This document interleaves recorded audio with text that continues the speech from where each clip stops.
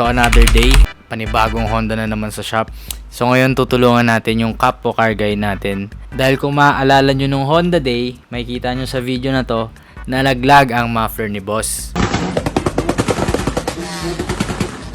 So care of Carl Martin, lalagyan natin siya ng Notorious spoon muffler. So unfortunately, yung muffler niya nalaglag, yung bumabomba siya hapon pa lang nun. So ngayon lalagyan natin siya ng bagong muffler. So makikita nyo, naka-exhaust system naman si sir. So yung ilalagay natin yung Notorious spoon muffler. So ito ay copy natin ng N1. So inspired yan ng spoon N1 na muffler. So kung gusto nyo same na quality, same na build, same na look, so mas mura, dito tayo sa Notorious spoon muffler. Binibenta namin to dito sa shop for 7,500 only.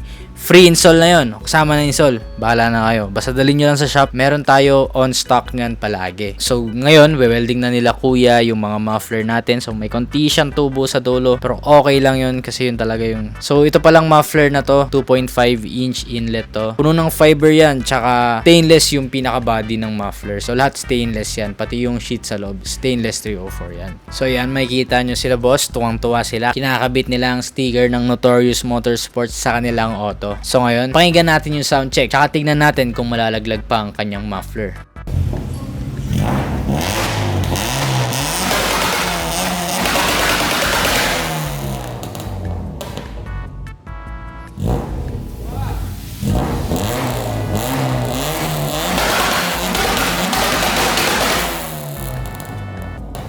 Ayun, hindi nalaglag. So ngayon, gusto nang hatawan ni boss kung anong tunog ng kanyang muffler.